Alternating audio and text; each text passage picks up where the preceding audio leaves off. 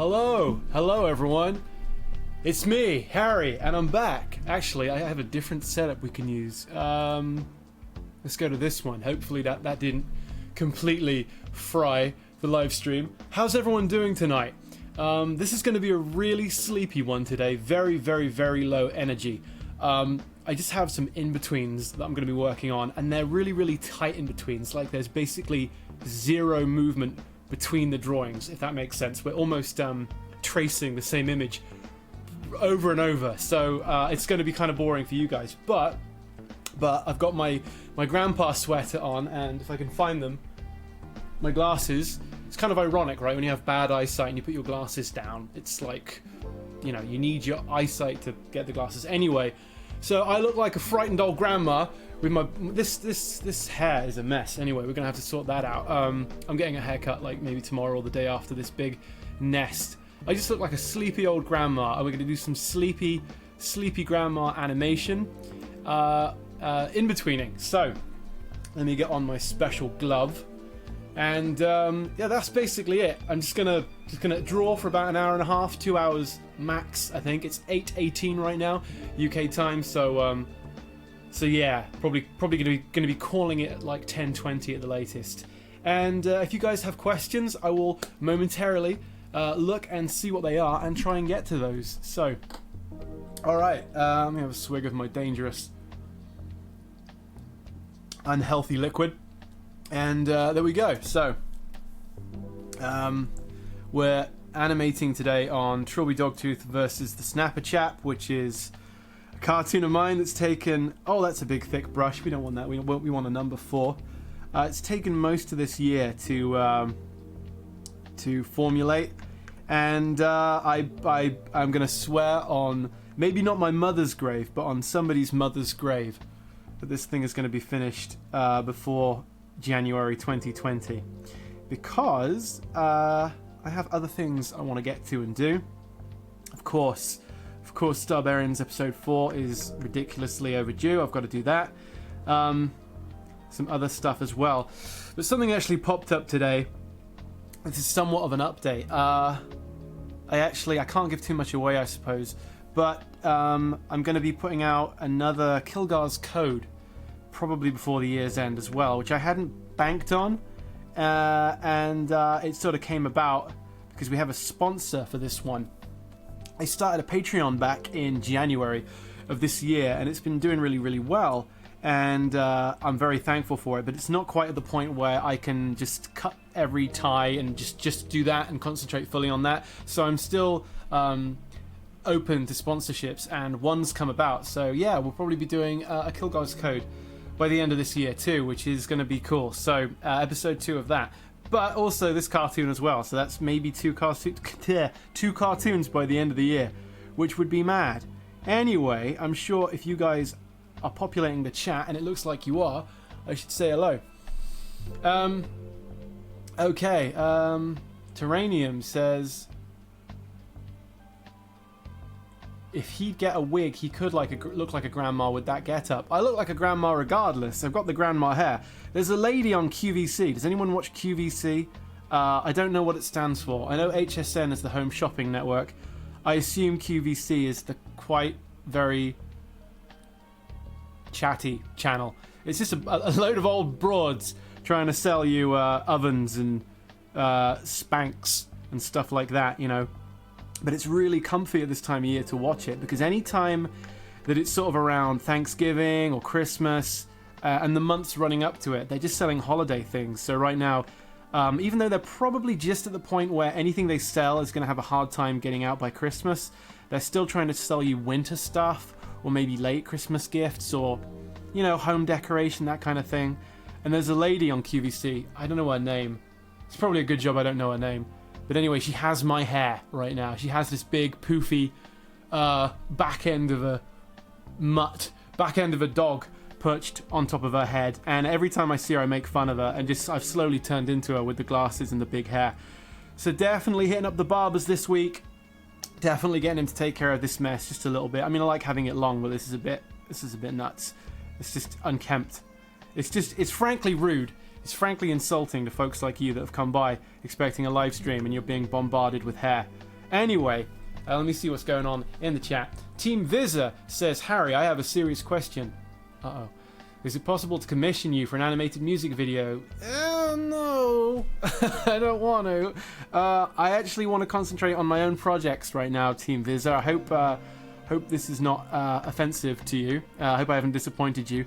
But I don't really want to be somebody that animates for a living. As much as I'd rather be a person who creates stories and characters, and I don't want to sell my services as an animator anymore. I'd rather be a storyteller. I'd rather, create characters and universes and sort of play within that sandbox, if that makes sense. So I'm not really interested in doing any animated music videos. The only way I'd probably consider it is if there was a big budget, because I like money. But no, a big budget so that other people could do all the animation, if you know what I mean. And then I could just come in as a director and have, a chair with my name on it and a clapperboard, and I could shout at people. No, you know what I mean. To be able to just tell other people what to do would be okay if I didn't have to actually animate every frame of it. But usually with lower budget projects, they expect that, I would be the animator on it as well. And I'd rather not do that anymore unless it's a project of my own and of my own passion, such as this one right here that I'm working on, which is hopefully out by the end of the year. We'll see about that. Hopefully I haven't disappointed you anyway. Thank you for asking. Have you seen Hazbin Hotel? Yes, Terranium, I have. I worked on Hazbin Hotel. I only did one shot, but I'm thinking of animating it. I'm thinking of uploading it as a Shot Blast episode here on the channel. I gotta say, it's the last shot of the cartoon, and it's not a very well animated shot. Honestly, I kind of did it a little bit quickly. I wouldn't say I banged it out, because I think I did a good job, but I didn't really realize the tier of the quality of animation that was going to be in the movie. So when I saw the rest of it, I thought, I wished I'd worked on mine a little bit more, put a little bit more movement in there. What I attribute it to actually was getting the animatic through. I was sent the animatic by Vivzy, and it was kind of cut and dry, and I didn't realize that there was probably a lot more room for me to play with the shot and come up with acting and motion for the character. It was a shot of Serpentius lifting his head up after he survives the episode. You see that he's still alive, and he's pops his head out of a hole and then collapses. Anyway, I did that, and the little guy talking with him. So yeah, I should have probably put in a bit more effort, I think, and maybe made him do some more acting and some more expressive stuff in there. But oh well, that ship has sailed. That cartoon is online and it's done very, very well. So I'm very, very inspired by what she has done. She is kicking ass and taking names. So I'm really proud and happy for her. Melody Dickens. Hi, Melody. Melody says, I'm making backgrounds for my second animated Christmas special. Right on. I love Christmas specials. I blame you in part for getting me into animation, Harry. Don't say that. That's horrible. That's like telling me I gave you some kind of terrible illness. But no, I mean, I take that as a compliment, I suppose. But animation's a pain in the butt. Let's be honest. Animation's a friggin' drag. I like cartoons. I don't like animating, but I like cartoons that look nice, so I want the animation to be nice. It's a catch-22. It's a catch-24 frames per second. Although, no one really animates on 24 frames a second, do they? At least not in 2D. Even I don't bother with that. It's mostly 2s with a couple of... 2s is the equivalent to 12 frames a second, but if you make the cartoon 24 frames a second, you can pepper in individual frames of animation, which kind of creates a blend of 2s and 1s, 2 being 12 frames a second, 1s being 24 frames a second. You know what I mean. Hi Burger Boy, thank you for coming by. Halo Animation. New Animation says, question, I recently watched some Duck Dodgers cartoons and it got me thinking, did you create Starbarians based on it? No, I didn't, because I've never seen Duck Dodgers. So that would be the answer to that. But maybe I should. I probably would like it, actually. That's Daffy Duck, right? In space. I see why you'd say that. But no, I've never seen Duck Dodgers ever, which is weird. I mean, I like 90s cartoons. It's weird that one has skipped me over. But to be honest, I've seen so many. I think I've done a pretty good job so far. There's not too many that I'm that unfamiliar with by this point. But yeah, maybe I should watch Duck Dodgers. I actually bought the season 1 of the original G1 Transformers this week, and I was looking actually there was like a best of Looney Tunes shorts DVD, and I nearly bought that instead. I know I still buy DVDs like I'm living in the 1960s, like I'm living in 2004, still buying DVDs. But that's because a lot of stuff isn't really online still, or it's hard to come by online. You know, it's not on Netflix, it's not on Amazon Prime, and I want to watch a lot of those old Looney Tunes shorts. And I'm sorry to say to other animators that I didn't go for the Looney Tunes, I went for Transformers instead. But yeah, I mean, I'm not really a Looney Tunes guy, and I don't dislike them in any way. It's just that I don't know, I've watched a lot more Disney stuff, but Disney is probably not as funny. At least in terms of the shorts, you know, the animated shorts are much funnier, I think, from Warner Brothers. So I should see more. I'm not doing a very good job there. I'm a terrible animation fan. I really just I like rubbish. I like watching rubbish. Terranium says. Okay, he says we need more vampire T-Rexes in animation. Actually, that was inspired by something. If you don't know the website Dinosaur Dracula, check out Dinosaur Dracula. It's kind of a 80s and 90s pop culture digest website, I would say. And the guy that runs it is really cool. And there is a YouTube channel, but they do a lot more written articles on the website than they do YouTube videos. So check out Dinosaur Dracula. And the vampire T-Rex was a very inelegant homage to that. It seems more like a rip-off, but the vampire T-Rex is a character. Dinosaur Dracula is a website. There is a mascot on the website that is technically a vampire who's T-Rex. So I guess that's where the similarity is. But when I made that cartoon, I was checking Dinosaur Dracula every day. I was really into it big. Team Visa says Gargoyles is the best 90s cartoon. Yeah, Gargoyles kicks ass. I like it a lot.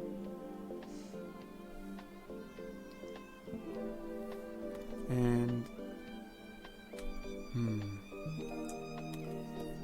alright, so this is an in-between, guys, and it's a flippin' boring one. But what we're doing, I should probably show you the shot. We have this ramp shot. We're ramping out of slow-mo into normal speed, actually ramping out of a complete frozen image. So it's like the character is frozen, not moving, and then he slowly starts to move, and he's actually in midair, so he is falling as he's moving. So is he basically it's going to be this kind of thing. Let me zoom out. Something like, you turn off onion skin because it's making me cry. Okay, whoa, it's not going to be 24 FPS. So let's put it to 12. I'll give us more of an idea of what we're dealing with. It's like, yeah, like that. So we're going to have to do a couple more here at the beginning, which are going to be really, really fiddly and minor. Because, you know, there's like so little movement at this point. He goes, and then it cuts right back into full speed. So it's kind of a slow, not a slow down, but a speed up, if that makes sense. And that's why I'm in between at hell right now, drawing 50 million in-betweens. It's pretty brutal. I'm going to try and find a shortcut way to do the shading, because there will be full shading on this shot as well, which is not going to be fun for me. I can guarantee you that. Like I say, animation is a big old drag. Alright, let me get back to the chat. See where the chat is at. Hey, Lio Convoy's in the chat. Hey, Lio Convoy. G1 Transformers is an interesting show. The third season had the best writing but the worst animation. Good, because I've already bought the third and fourth season combined. I skipped over the second one because I want to see that change. I want to see how it evolves from where it started to where it ends. And also, when I was a kid, I had some season 3 episodes on VHS, which I really liked. I don't remember them having bad animation, but I was a kid.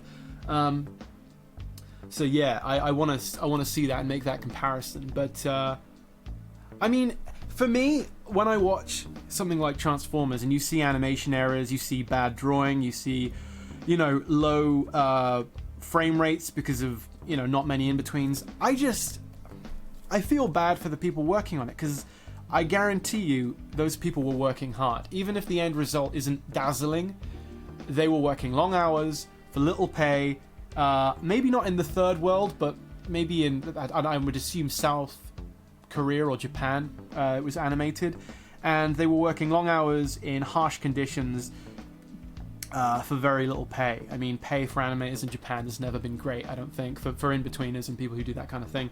And, there's a very demanding work environment, and I know those guys were killing themselves to get it done. It's just like, if you have an hour to do 10 seconds of animation, you can work your ass off for that hour and still get a bad result. So, extrapolating from that, if you only have a month to do like a 20-minute show with a small team, it's going to be really, really brutal and still not look very good. So I feel bad for those guys. And I still like the end result because it's kind of kitsch and nostalgic and fun to look at. Studio ACOM. Okay. Well, I don't know anything about those guys. I know KKC&D, the people that did Ghostbusters. They did some Ghostbusters. They probably didn't do all of it. Shucharu says, Harry, are you animating slow motion? Yes, I am, Shucharu. Shucharu actually worked on this cartoon with me. There's 3 other animators that have contributed to it, and I organized it horribly. I would have worked with them a lot more, but I've not storyboarded and planned the whole thing very well, so I didn't really keep them on for as long as I should have done, because of just... I didn't plan it. I didn't plan it very well, so I'm having to work out a lot of these shots by myself and put in, watch sequences back and introduce new shots. But Shucharo did a great job, as did the other guys as well. $1 a frame, says Lio Convoy, for in-betweeners in Japan. That's brutal. Speaking of, somebody asked earlier, by the way, where is it? Harry, have you ever tried different type of animation? Asks Rodid Mortem, such as stop motion. I have tried stop motion. I did some at university, actually, and I didn't enjoy it. I didn't try very hard to create the right environment for it. I didn't have good puppets that would stay stood up. I made things out of clay and they fell over all the time and they fell apart, and I hated it. And I don't love the way stop motion looks. I much prefer the look of 2D and even probably CGI over stop motion. So I'd rather do CGI than stop motion. But guys, I have a funny story actually I want to share with you. Ignore the booty queen. So this is a pack of genuine, actually let me show you, genuine animation paper. If you can look at those, look at those holes there at the top. I don't know if you can see that. Look at those holes. That's animation paper. Bought on accident this week. I had it in the Amazon basket and forgot about it, and then a proper purchase went through, and I'd already decided I wasn't going to buy the paper because I don't traditionally animate on paper. I use the Cintiq. But it ended up, I think Joyce finished the purchase and didn't realize I wasn't actually going to buy it. So it arrived, and it was really expensive. I gotta say, animation paper is way overpriced. If you're going to do it long term, it makes more sense to buy the hole punch, which is also very expensive, and regular paper, and punch it yourself. Anyway, I've now gone and bought the peg bar and the light box, because that was actually, believe it or not, the light box and the peg bar, 2 pieces of hardware, animation hardware, were less expensive than 1 packet of animation paper. There's only 200 sheets in there. So I've decided that over the Christmas period, because I'm going to be seeing family and doing boring family stuff with family, I've decided that I'm going to work on whatever cartoon I'm doing at the time. It probably won't be Dogtooth. I'm pretty sure Dogtooth will be finished by Christmas. But I'll be working on something at that point, and I'm going to animate traditionally pencil and paper, with my light box and my peg bar, scan the frames, turn them into vector artwork in Toon Boom, because it has a really nice PNG to vector converter where you can really get quite nice clean vector artwork from your pencil sketches, and I'm going to animate pencil and paper, and it might not look great, but I think I can get it to the standard where I'll be happy enough for a shot or 2, and I'll correct the frames that don't look right. I'll correct it in vector, and I'll probably shade it in vector. So I think that might be pretty cool. So yeah, literally we're going to be doing pencil and paper animation, and I may do something On Patreon, I've done a crappy job of keeping up with Patreon this year and like giving people good rewards for their support. I'm very thankful. Tomorrow is Thanksgiving, so I'm gonna hopefully give them a special thank tomorrow, because that's what I'm most thankful for at the moment, the Patreon guys. But I'm thinking that any paper, hand-drawn paper cells, technically they're not really cells, they're going to be paper frames. Any hand-drawn animation paper frames that I have as a result of working with the pencil and paper Lightbox animation setup, I'm going to try and give away on Patreon, because I don't want them. I don't want 200 drawings of Hogstrong's chest. Maybe people on Patreon will want that. So anyway, I'll have to wait until that's actually something that I've gone and gotten prepared before I go and advertise that I'll give it away. But I thought that would be fun. Anyway. Will you color it traditionally? No, Noisivus, I will not be doing that. I will be scanning the paper and pencil artwork, and I will be doing digital inks and digital shading and maybe even digital tweaks. Like if I find that I've done a terrible job of animating someone's hair, or there's something that's kind of correctable, like there's just 1 or 2 frames that are off, I'll fix it in post. I'll fix it in Toon Boom. It's just getting the bulk of the animation done practically, traditionally, which I think would be fun. And also because I don't have a good work setup for when I'm at other people's houses. Like I may have to go and visit family in Brighton, which is like right down the bottom of the country, and I don't have like a good work tablet thing that I can use to animate. So like a mobile setup basically. So I'm gonna take a bunch of paper and erasers and just sit at the kitchen table at my dad's house down south and just bang out some frames over the Christmas period, because I gotta say, I itch when I don't work. If I go a day or two and I can't do anything productive in terms of drawing, animating, writing, sketching, whatever it is that sort of contributes to my other projects, I lose my dang mind. So hopefully going to do some of that over the Christmas period. Anyway, it's been a while since I've answered a question. Let me get to that now.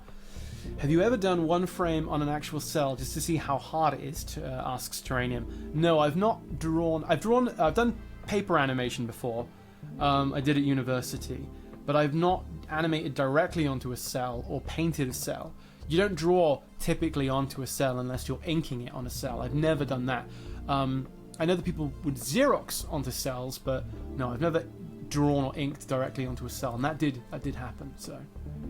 George Page asks, so my guy lives up north. I don't live up north. I live in the south of England, but my dad has a house right on the coast, like even more south. So if I want to visit him, I gotta go even further down. So that's why I said south. I do not live up north. I live in Wiltshire, which is south of England, southwest. Yeah, so Peterson Cartoonimations says that their work is smoother when done on paper, and they get more work done. Now, I don't want to jinx it. I don't want to Mr. Mime it. I don't want to slope row it. I want to, but I do. I don't know what I'm talking about. Joyce has been playing Pokemon all week, so got Pokemon on the brain. I honestly think that paper animation could be fun for me. I don't think it will be better than the animation I do on the computer, because being able to watch it back and kind of edit it in real time, I think is going to be really valuable. But there's like, it's nice to get away from the computer. It's nice to draw with pencil and paper, even though I make more errors and I'll have to spend more time erasing things and fixing things. There's something really tactile about, actually doing it with a traditional setup like that. And I think in a weird way, especially if I don't have Facebook and Twitter easily accessible with the click of a mouse, I think that doing work on paper would actually be really it could be quite productive. I don't know. It may be something that I go for. We'll see about that. I do hope in the future they can make Cintiqs that are even more responsive to what you've drawn, so it feels like you're working on paper. And I don't mean that the texture of the screen has to feel like paper. I don't care too much about that, but I just mean the level of parallax and the level of responsiveness. It's already really good. I'm using a Cintiq 22 HD, I think I said 24 HD by accident on the chat the other day. It is a 22 HD. It's already great, but it has room to be better, if you know what I mean. Eunice Hamid says, Harry, why do you draw frames for lip sync instead of using frame picker? Well, the frame picker approach is where you will choose pre-drawn mouths that you've already drawn from a library and drop them in, right? For me, I feel like every mouth is going to be different and you wouldn't ever really... Okay, it's not really true. You would technically draw the same mouth twice, but I think it's something that's rare enough that it's not really worth it for me. For example, like... Okay, alright. Got my little Dracula guy. Eyes pop out. He's pretty cool. Imagine you're animating his mouth and he's looking down. You're going to see the bottom teeth exposed and very little of the top teeth. But then, what if you animated him like a low angle where you're looking up at him? I love them eyes. Now you're going to see, if you're animating that, you're going to see the top teeth exposed and none of the tongue and very little of the bottom teeth. Those mouths, depending on the position of the character, the mouths are going to be totally different. And characters are constantly changing perspective. You know, it's not always as broad as that. It's going to be subtle. I don't know why I have that on my desk. I just saw him once and I liked him. He was a blue-faced vampire and I thought, that's cool. Actually, I know what it was. I know why I bought this guy. And I'm going to frickin' show you. I'll be right back. But yeah, that hopefully answers the question, Eunice. That there's too much variety in the position of the character to justify using one set of mouths. I'd always have to be inventing new mouths. Anyway, I'll be right back. Guys. I'm going to show you why I bought this customer and how cool is he. I'm going to show you why I bought him, and it's funny. I'll be right back.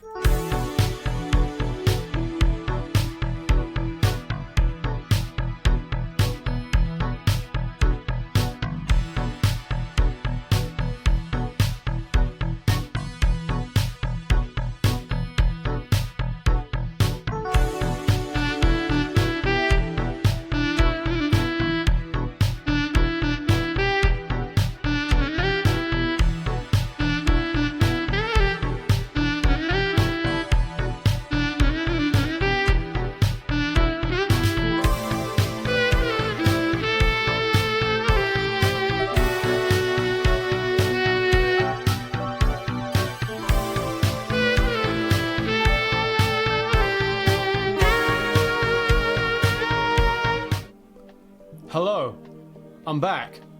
And the reason that I'm back, or the reason I went away, was because I wanted to show people in the chat why this guy was purchased. I bought this guy, I don't know how long, like a couple of years ago. I don't know why it's on my desk, I just like squeezing him. Let me take off my gross, ratty glove. The reason I bought this guy is because he reminded me of someone else. He reminded me of this guy. It's like it could be his little brother. These two very cool blue-faced Draculas with little traditional Dracula features that wear bright purple and have blue faces. This is the Dracula action figure from the real Ghostbusters toy line by Kenner, made sometime in the, I don't know, early 90s, late 80s. And I had this as a kid. Not my original one, but anyway, I had to go and grab him from the shelf. And these guys, just a couple of cool customers. They look like, you know, big brother, little brother, or like this would be his little buddy or something. Anyway, he just reminded me of him. Anyway, what a strange aside.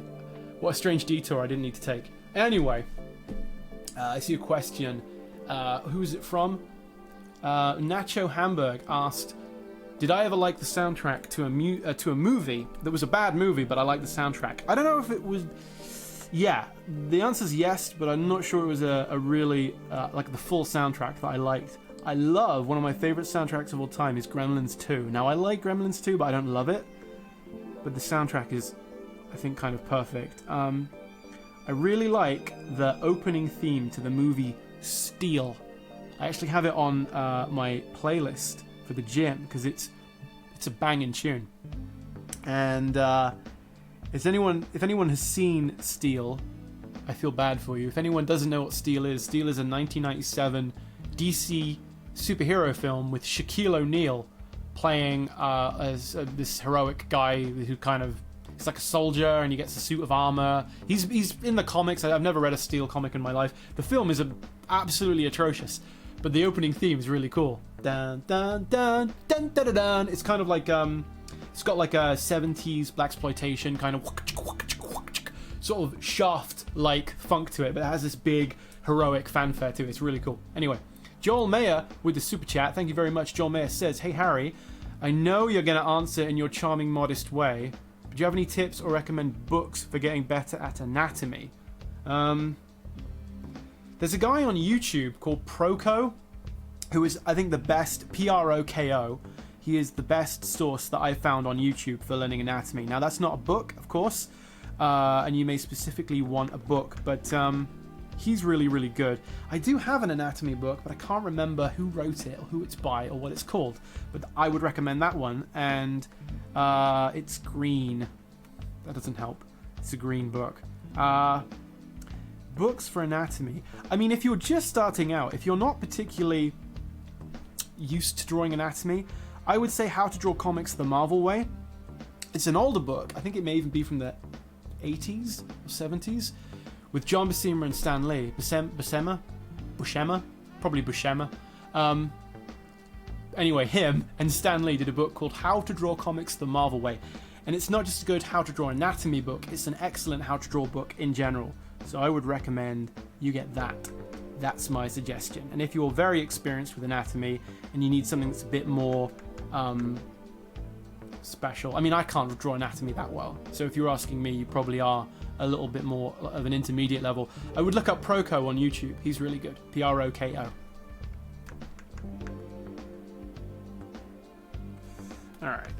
All right. Let's give this one a bit of a bulge.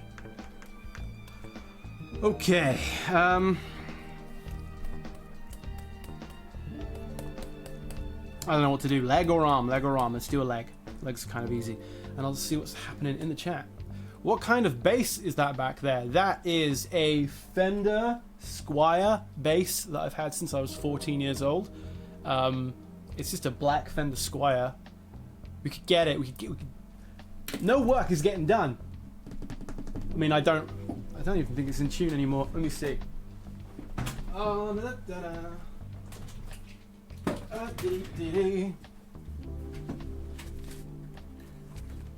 It may be in tune with itself, but it's certainly not going to be plugged in. Ah.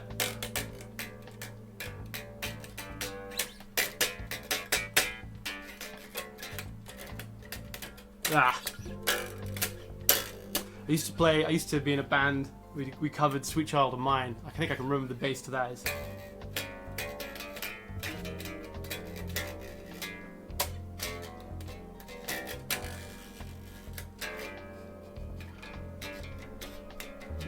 Yeah, you gotta smile that it's sweet. Anyway, you get the idea. We're gonna animate now. But I'm not a good guitar player. I got really into it when I was like 14, 15, 16.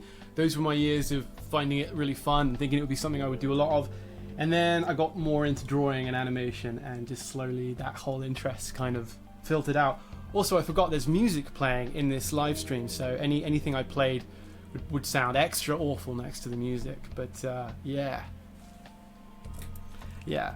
With practice, I would be able to pick it up. My height of being able to play was like, age 15 basically. I just have it left around because I can't bring myself to get rid of it. It's like a nostalgic thing. It looks kind of nice in the background. It's big and cumbersome, and I don't know where to put it. So, one of those things.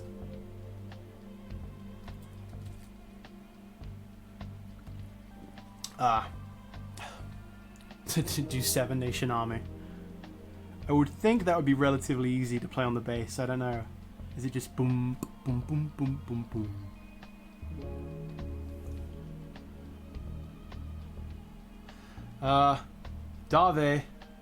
Dave88 says, tell them the autograph story. I think I know what you're referring to there. It's not a funny story.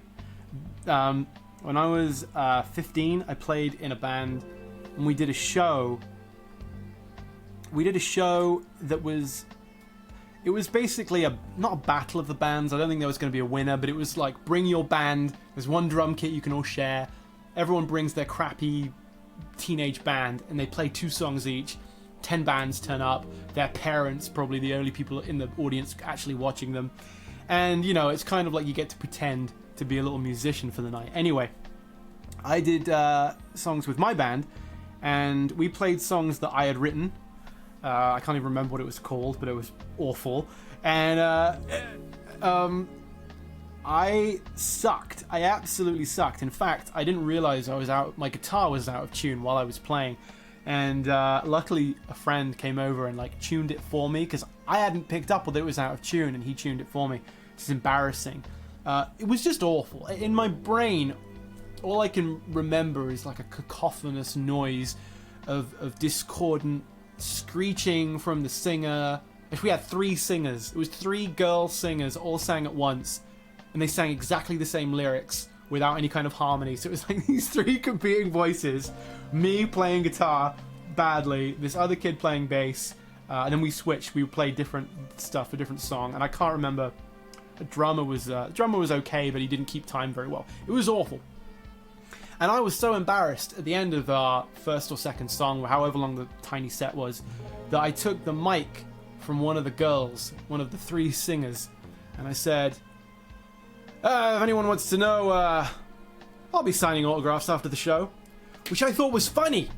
I thought it was funny, because I was so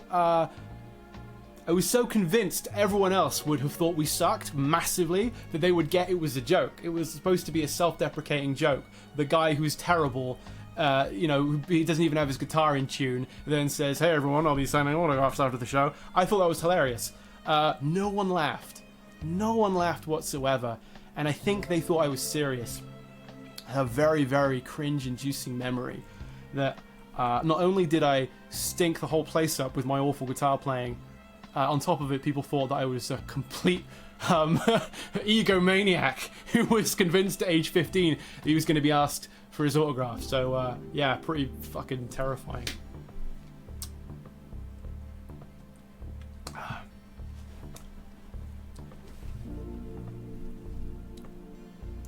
Ashos asks, what's the estimated date of when this would be coming out?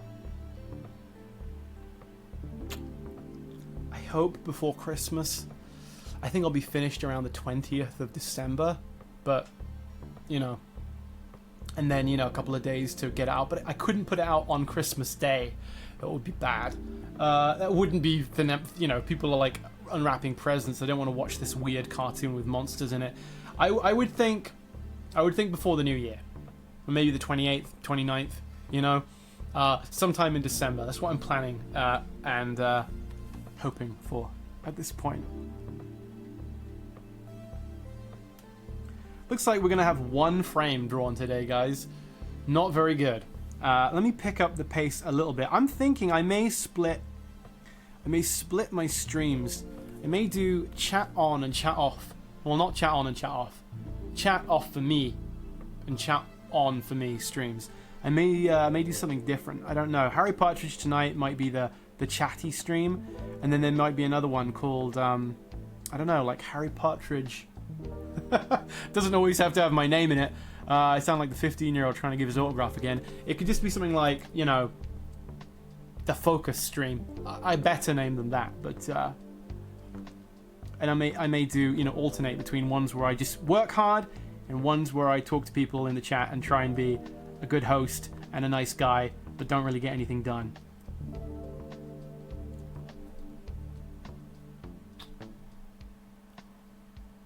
Where do you think the bottleneck lies with doing a cartoon like this?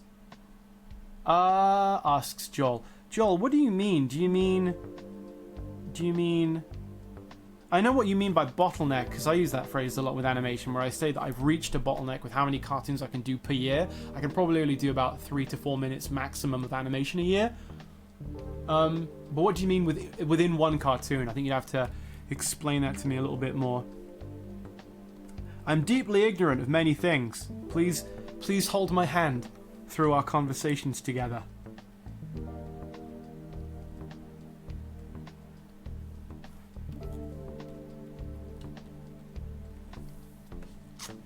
Partridge Watch. Partridge Watch sounds like No, that sounds like something that the police would put on the nightly news if I was wanted for a crime. And now for tonight's Partridge Watch. Partridge was seen at these following locations. Leo Convoy asks, why not have one stream with a co-host that reads the questions out? It's tough to go into, but I don't feel like a co-host is a good idea necessarily. I have had experience of that, and I think I want to solo these streams. The reason is that I've not had I don't feel that like if I so I wanted to be able to do these at the drop of a hat. I don't want to have to plan them. And when a co-host is part of the process, I need to give them a fair warning. They have a life. They can't be dropping everything they're doing to be brought on. And I also think they should be paid for their time, because I'm getting super chats, and I'm gonna get to yours in just a second. I've just seen it. When you're getting paid, it means that you have to split revenue, and that can be tricky. And also, it's not as appealing for me to hire someone and then lose revenue that way. And also, if I get around that by having many people do it, there's like a lack of consistency there. It's a lot to go into, but it's not something I really want to do, the co-host thing at the moment. Anyway, 80 Abhamri gave a very, very generous super chat and says, the cartoon looks really good. I don't know how you can tell this from one frame, but thank you, 80. Here's a bit of dollars for support. Thank you very much for that support. You don't need to support me, 80. She supports me on Patreon. She doesn't need to give me a flipping super chat, but thank you. Appreciate it.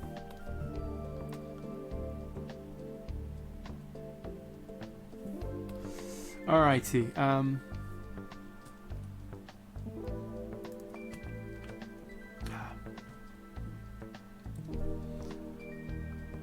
Joel Mayer says, I hope it doesn't come across as the wrong way. I mean, what are the main factors that could make a production of a cartoon longer than expected? Yeah, it's fine. You're not offending me. I know my cartoons take forever, and that's a problem. I absolutely agree. Not even that you're saying that, but if you were saying that, I'd agree with you anyway. Okay, so it's the level of in-betweening is a problem. If you saw that post I did the other day on Twitter about how I had gone with... He had a movement of him just lifting his arms up and then dropping them down. And I'd done 26 drawings to make that happen. 26 fully shaded drawings with full color on a full color background. That took me like 2 days to do, and it's a second of animation. That's a problem. I need to do fewer in-betweens. I need to choose my battles more. I need to make smarter decisions, essentially, and do less work, because really, when you saw the comparison that I did between the 26 frame version of that shot and the 18 frame version of that shot, there's really no difference. You can take out, 8 frames and it still looks good. That 8 frames is a couple of hours. I could almost take that couple of hours and do another easy shot if I was animating in a more economic way. So that's important. I need to plan shots better. I've actually had to cut shots out that I put in that weren't quite right and add shots in that I thought I wouldn't need. So I needed to do a more thorough storyboard. I did kind of a thumbnail storyboard, but hasn't cut the mustard. I need to work harder, because I do work every single day, but there are days where my work is very inefficient. And kind of like right now, I'm enjoying live streaming, but I'm not getting, I'm not doing this. I'm not sat down okay, put another line, do.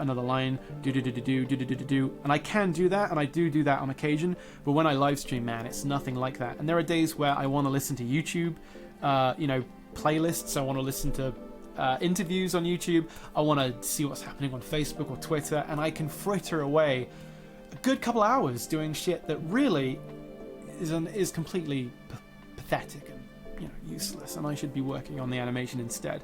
So I do have some bad habits when it comes to working as diligently as I should, and also I'm too ambitious, like I say, with kind of animation I want to do, and so it's planning, more economic animation, harder, more focused work time would have made this cartoon out in 6 months as opposed to well over a year it's taken.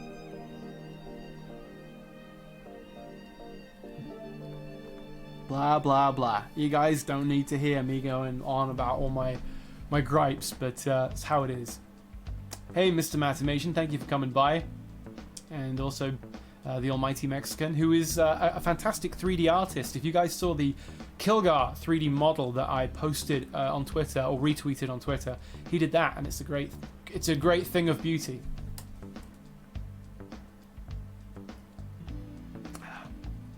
Well, I'm glad you can appreciate more limited animation, Joel, because that's kind of stuff I think I'll be doing more of next year. Thank you. John Mastu says, I like the guy's hat. Thank you, John. I'm sure if the hat became sentient, it would also complement your appearance too. And maybe that could happen in one cartoon, because it's animation.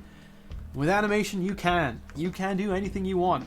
Other than, you know, meet a deadline, apparently. Other than turn it out quickly. That's the one thing I can't seem to do with animation. But apart from that, it's a pretty limitless medium.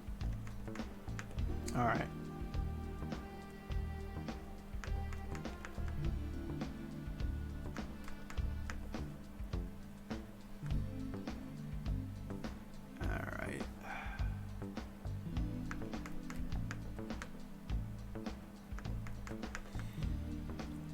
Oh boy.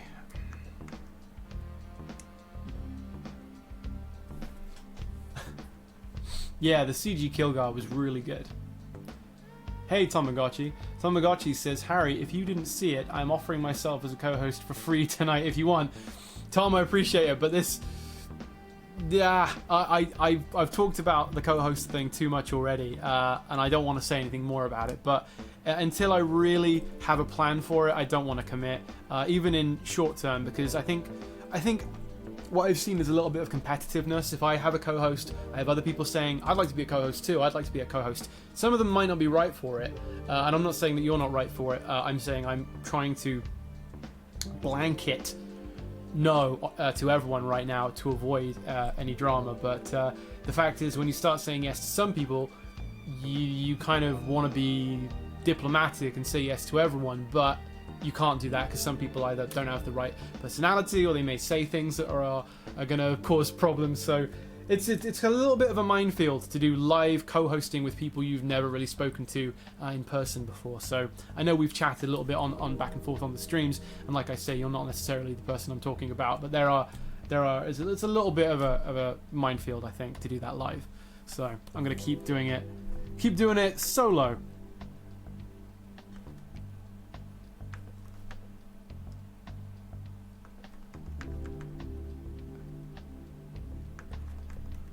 Oh boy, I hate kind of drawing clusters of stuff and in-betweening that, because you can't quite see.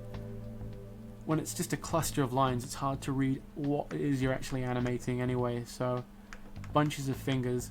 I think as long as I get them roughly in the middle, it will do the trick. Something like that.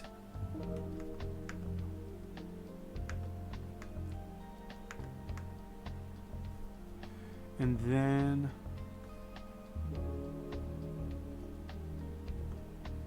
okay. All right. Okay. Let me see. Chat wise. All right. Thanks, Tom. I appreciate you understanding. It's very good of you. Hey, thank you, Xlo, for coming by. Xlo says thank you for making good stuff. Thank you. Thanks for coming by. Appreciate it. When will we see the live action costume, Harry? Shush. Shush, Davy88. Big shush on that. Let me see. Oh, no, you were not the home wrecker. Nobody was a home wrecker. Nobody who's been a previous co-host has been a problem. I just don't want to... I don't want to keep doing it. I don't, because I think it could lead to problems in the future.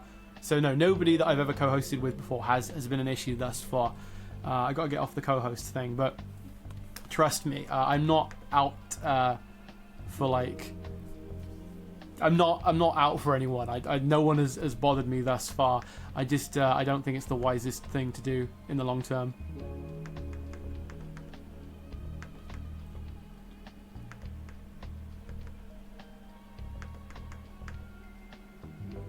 Also, there's an element of it's my live stream and I don't really want to share it. I just want to be able to, you know, take the conversation where I want to take it, not have to deal with the co-host. And if they want to talk about something and they want to talk about their day, I may have to be polite and listen to it. I don't always want to do that. So there is a sort of element of like, it's my box of toys. You know, you go and start your own stream. So there's that too. There's me just being a big old curmudgeon. Which is appropriate because I look like a big old curmudgeon today in my grey knitted sweater with my... No, I look like a sweet old grandma today. And the haircut is getting cut this week. Like I said, it's going to be neatly shorn in time for Thanksgiving, hopefully, or maybe the day after. But my partner Joyce, she is an American, and we were kind of not going to do Thanksgiving this year because we're both trying to eat a bit better. We've been really naughty since September, basically. Since like all of October and before, actually. So yeah, starting in September, I put on a couple pounds, been eating bad food, and what we were thinking, you know, that would be a good time to be good. Thanksgiving, we would not give in because we're in England, so we don't need necessarily to give in and celebrate Thanksgiving. They don't do it over here, but dang it, I like turkey, and I probably don't think we'll be eating anything with pumpkin in it. Pumpkin's harder to come by over here after Halloween. And it's not, I don't really like pumpkin food that much anyway. But maybe some kind of like gingerbread or something. American people in the chat, are there any non-pumpkin Thanksgiving desserts that you would recommend? I know pumpkin pie is the classic, but there's got to be something else, right? Is it apple pie? Is there something else? Because, yeah, like I say, we'll probably pick something up for tomorrow. And me no like pumpkin. Which I know is blasphemy to Americans, but I don't get the appeal. It's a bit too savory for me. I don't mind it, really, but as a dessert, I would rather just have something that's not so potato-y. I want to see what you guys say to that.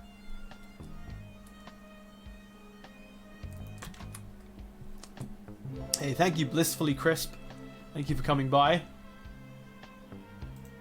Cyric. I know I'm talking about the co-host thing. That's because people keep bringing it up. Like you. You brought it up again. Marshmallow topped sweet potato casserole. Mr. Matamation says cherry pie. Cherry pie would be good. I would be very happy with cherry pie. What on earth is a sweet potato casserole? Again, that's not a dessert. That's got sweet potato in it.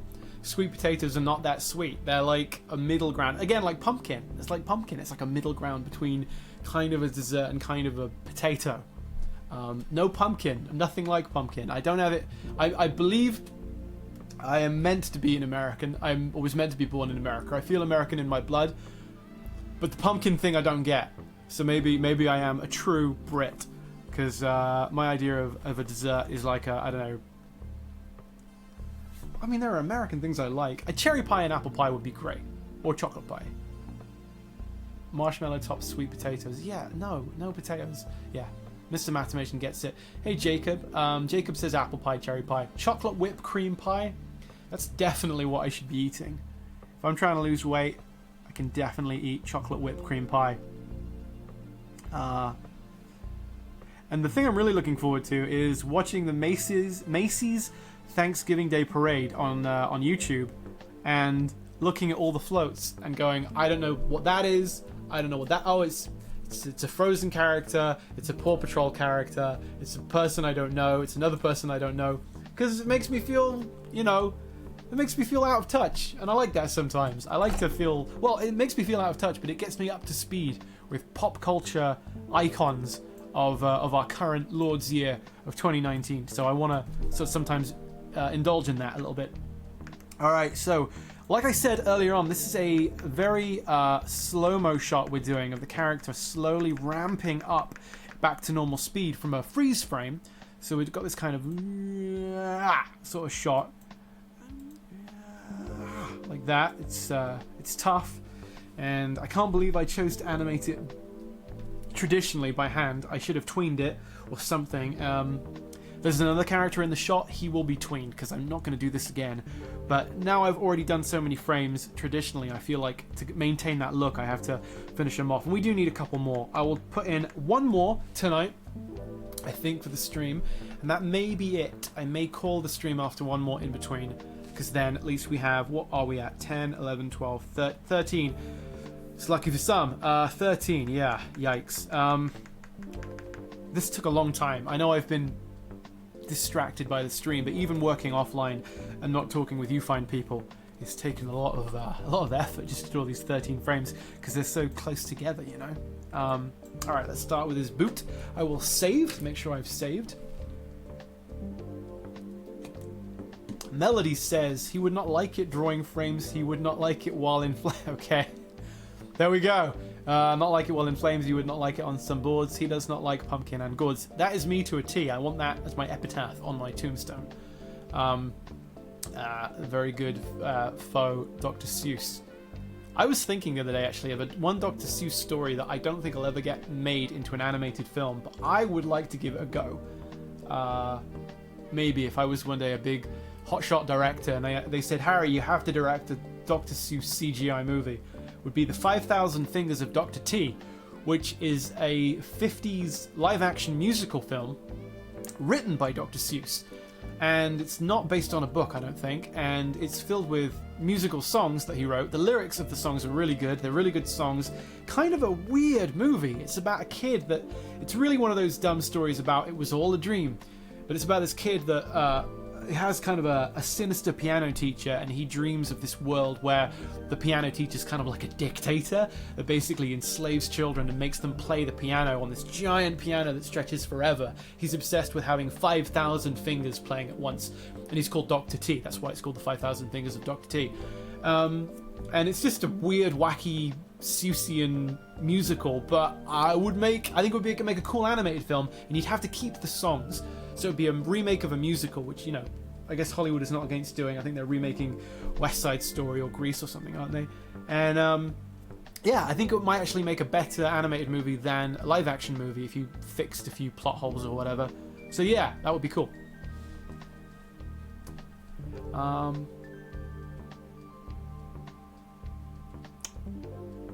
Yes, Davi88. This is a cut from comic to real life. That's why he's going slowly from a still frame back into live action. Except it's not live action, it's going to be animation. But you know what I mean.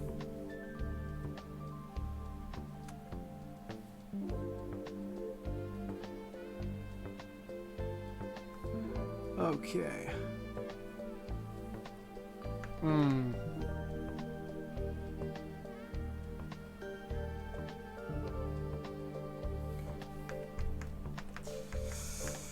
No more sniffing strangers or running free at night. You think my box bad, honey? Wait till you feel my bite. Spinal Tap. Bitch School. I was listening to Spinal Tap today. I really like Spinal Tap. I've never seen them live. I don't think they really do live shows. Maybe once every 20 years for a charity event, but they're cool.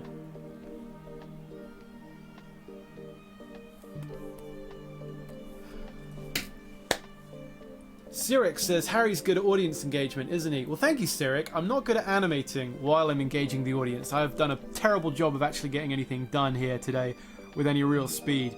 But thank you. If we've sacrificed the animation on the altar of trying to talk to the people, you, the beautiful people, then I'm a happy man. I'm a happy grandma. Grandma Harry. Look at me with my... I couldn't find my contact lenses today. I was going to put them in, and all I could find was my bent glasses. They've been warped. Are they still warped? No, they're okay, right? I kind of mangled them back into shape. I was seeing my mum yesterday, and my mum asked what I wanted for Christmas, and I said, Mum, there's nothing I need. There's nothing that she doesn't have any money. She's old babushka. She doesn't have anything. I try and give her things. She's nothing that she should be buying me, you know, at my age. I'm 32, for heaven's sake. And I said, Mum, there's nothing that I need that, you know, you could buy me. I would like a house, I would like really big expensive things, but we're not talking about something that you can wrap up and buy, you know, down at Boots or something. Boots is a pharmacy in the UK. So I said, you know, the only thing I'm thinking of getting currently that's kind of cheap is a new pair of glasses. And she said, great, I'll get you some for Christmas. She said, Mum, that's the worst thing you can get. But you need my prescription to begin with. Second of all, I want them soon. I don't want to wait a month from now to get them. Because I sat on them, I think, or something, and they've all warped out of shape. So that was her idea. But my mum has a special brain. I remember as a kid, I asked her what she would do if she could be invisible for a day. And she said she would use it to win the lottery. Figure that one out. I love my mum. She's a very talented, kind woman. But she's got the special brain. She's got the 4-dimensional chess brain she's playing. She's thinking on levels that I haven't even reached yet. So, yeah. Good woman. Let me see. Stop being entertaining, says Almighty Mexican. I guess he's watching a different stream. He's watching a stream where someone's playing a video game. A video game is the perfect thing to stream. It is mother's milk for the streaming community. I don't blame them for doing it, because it's constantly engaging, challenging, visually interesting, hopefully, if it's a good game. It's got stuff you can make fun of, stuff you can get angry at. People are with you, they're watching along for the ride. I would have been a video game streamer if I wanted to play more video games, but I don't. I want to make cartoons. And I feel like animation is the worst thing you can be doing on a live stream. It's painfully slow. It's you're not watching anything happen in real time. It's repetitive. It's monochromatic if you're working like I am with black lines on a grey background. We've got the red and green onion skin layers. A little seasonal, a little Christmassy maybe. But other than that, it's pretty damn boring. And that's what I've chosen to offer you, so you're all troopers for sticking this one out. So we're going to make it entertaining somehow. Okay, Harry, what is your thankful for? Angry Duck. Good grammar. I'm thankful for. Nah, I'm thankful for my Patreons. They've helped me massively this year. Be able to focus on my work at the speed I want. I haven't had to rush it. Probably should have rushed it a little bit. But they've helped me hugely. I'm thankful for Joyce, who is a very patient and good woman. I'm thankful for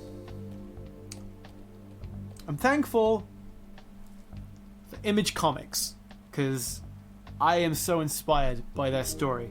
I don't read a lot of Image Comics these days. The last one I bought a Spawn a couple months back. But their whole story, if you've never heard of Image Comics, look them up, man. They are so rock and roll. Well, they were rock and roll. They're kind of rock and roll now. But they inspire me. And I like getting interviews with those guys, putting them on while I work, listening to them, watching documentaries about them if I can. These were the biggest selling, hottest comic book artists in the early 90s, when comics were a damn big business too. You find like the most comics ever sold were sold in the 90s. That's when they were selling 4 million issues of like X-Men #1. X-Men started in the 60s, but they relaunched it in the 90s, and it sold 4 million copies. And the reason, it may have even been 8 million. 4 or 8 million, it was a multiple of 4. And the reason it sold 4 million copies is in a big part due to the prospector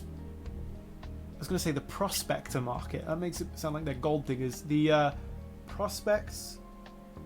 Oh, what do you call them?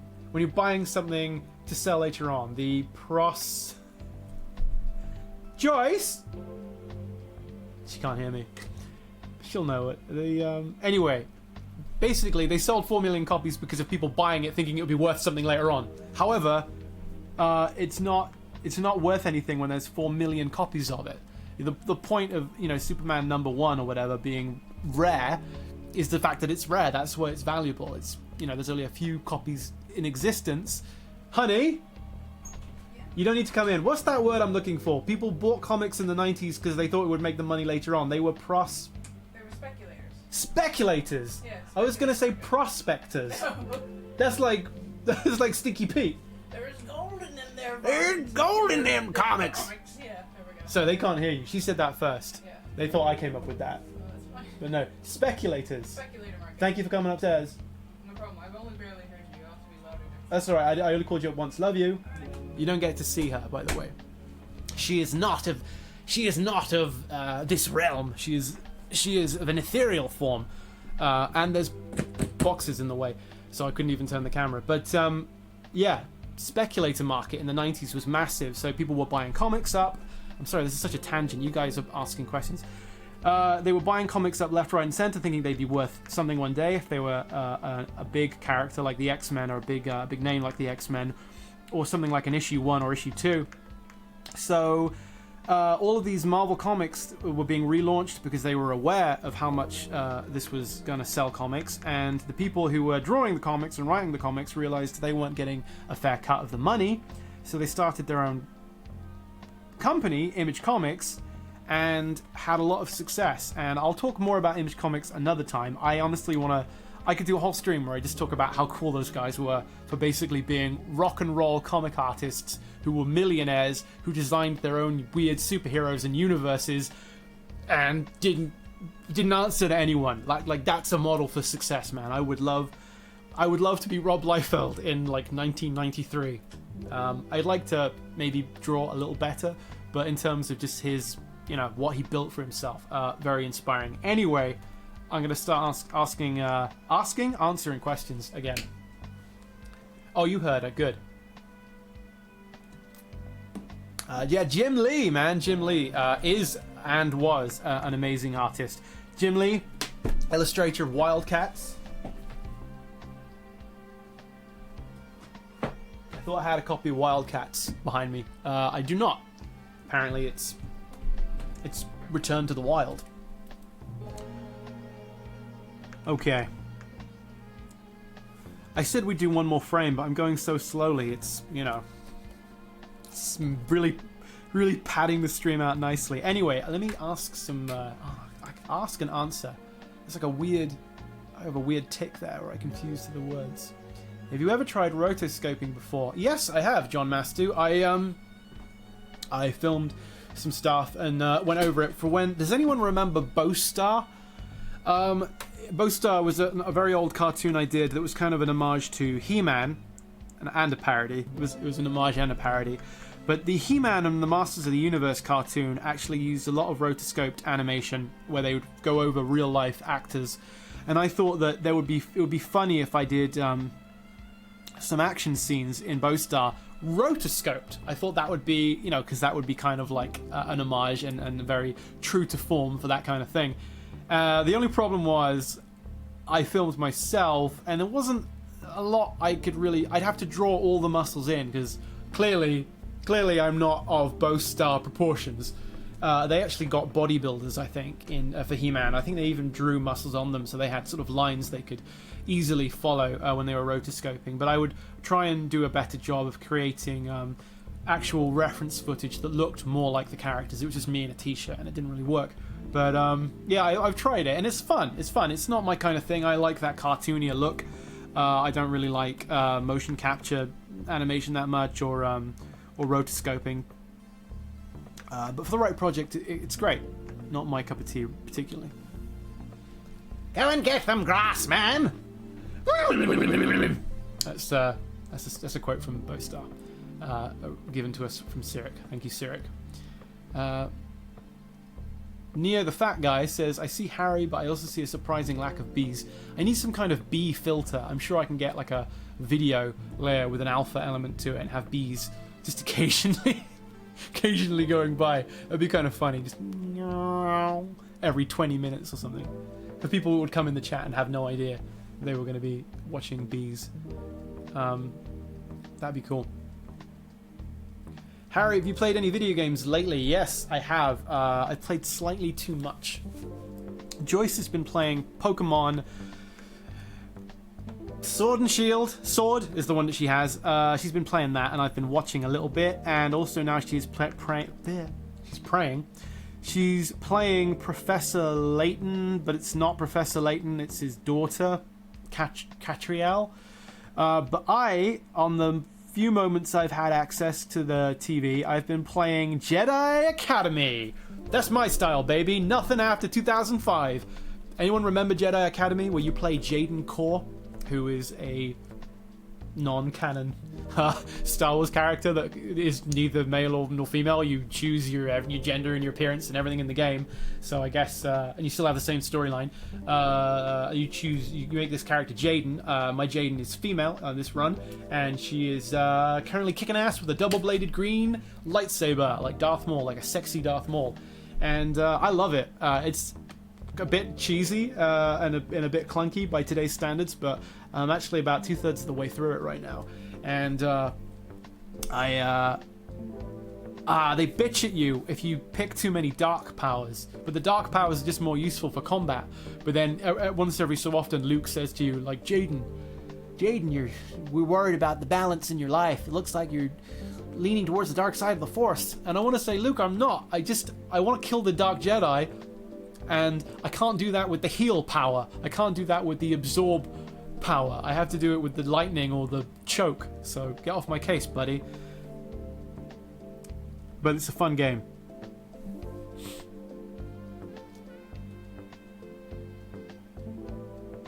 Are you ever going to make Starbarians where Kilgar wants to make a cartoon and makes Hogstrong do it, but gets impatient at how long it takes? Is that... Did I share that as an idea on a stream? That sounds like something I actually would have come up with, and I can't remember if I put it to you guys or not. But that sounds fun. Sounds a little bit like Stimpy's cartoon where Ren doesn't do any work. Stimpy makes the cartoon, but Ren is the producer and just spends the whole time like relaxing by the pool, and Stimpy nearly kills himself making this cartoon. But that would be fun. I like cartoons that are about cartoons, if you know what I mean. That are a little bit meta. Has anyone seen that Hello... I was going to say Hello Kitty. It's not, it's Kirby. There's a Kirby anime, and there's an episode where all the people in... I don't know anything about Kirby. All the people in Kirbyland make their own cartoon. It's really funny, and King Dedede wants to be in it, and he kind of ruins it. It's the only episode of the Kirby anime I've watched, but it's quite appealing. I quite liked it. I like stuff like that.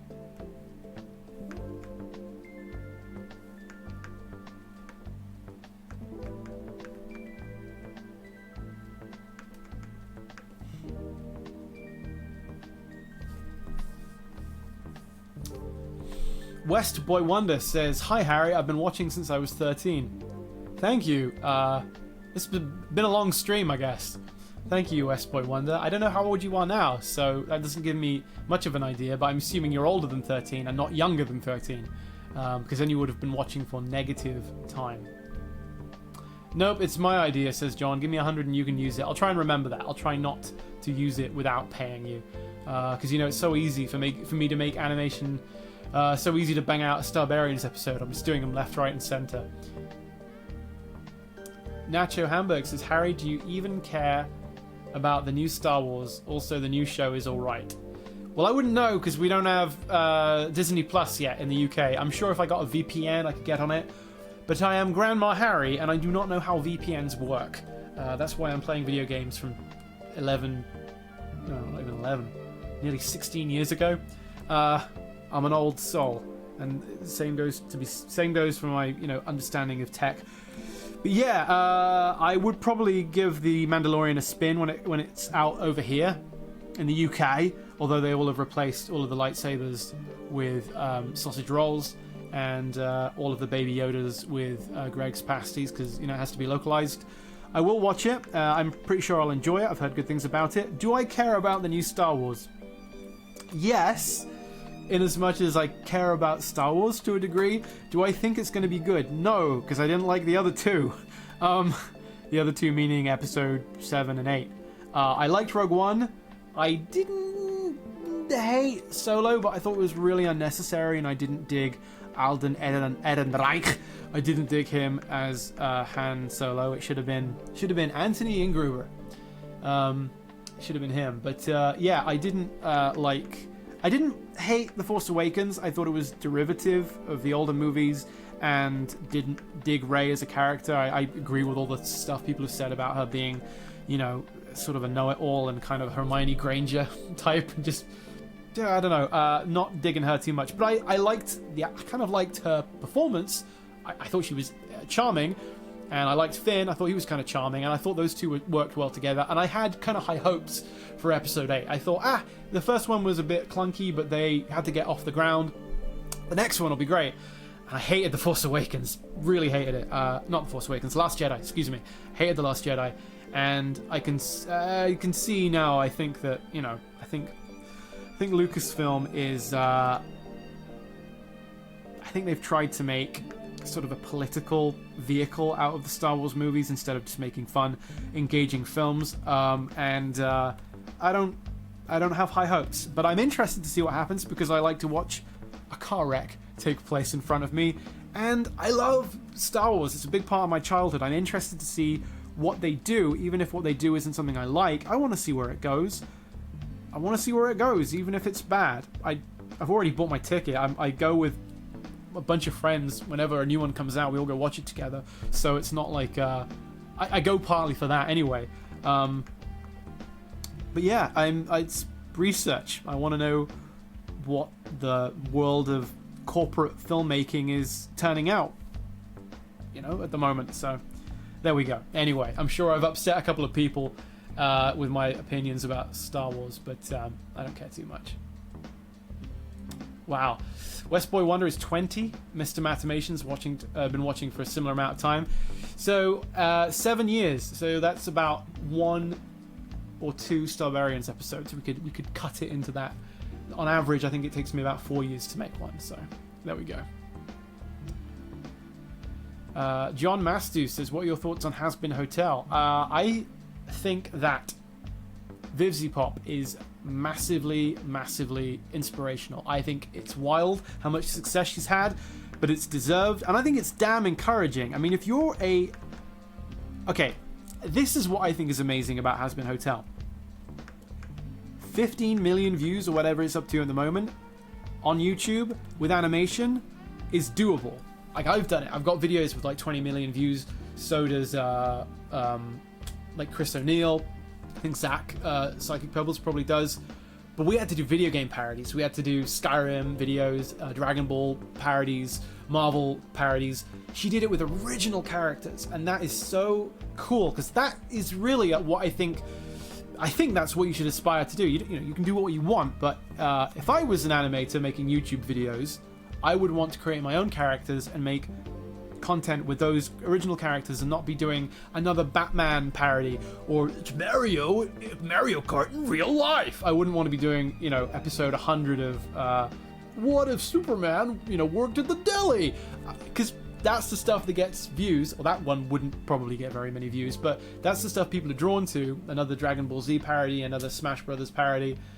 But to be able to do better than those with characters that are completely original and hers, that's so fucking cool. So she is killing it right now. Good for her. Knocks over his bottle. It's empty anyway. Yeah, I mean, true. Eddsworld did near to that, and YouTube was in a different place when Ed was around. I think if Ed was still with us, rest in peace, I think he would have. I think he would have done amazing things too. And it's just such a shame that we don't get to see that. I met Ed maybe 3 times. We hung out together, and we never got... I don't think there's a picture of us. There might be one. Excuse me, I'm scratching my butt while I'm talking about my dead friend. There's no pictures of us together, I don't think, and it sucks, but in the moment, I never thought to myself, like, I should get a picture of me and Ed together. And I remember when he told me of his illness, because he was telling me that we went to different branches of the same university, so different campuses, and he was telling me about his life on campus. And like, I remember one day he just told me, I have, I've got to make sure that people really wash up. If they use my plate, like, I can't use that plate because I can't get any of their germs. I just didn't think anything of it. I thought, okay, he's got an illness, he's got to take care of himself, he'll be fine, he'll be around forever. And then just out of the blue, I know it wasn't out of the blue that he was ill, but it's just one of those things. I guess I was, 23, 24, and when Ed passed, and it was this thing of when you're that young, I think you sort of take for granted your own lack of mortality to a degree, and maybe there are people in the chat that age who are not so naive as that, but you hear that someone's ill and you just think they'll get better. You hear that it's serious and you think it'll take longer, but it still won't be a big issue. Unfortunately, that's, reality has other plans, I guess, sometimes. Sorry to go down that slightly dark passage there. But hey, the Weekend Geek, thank you for coming by.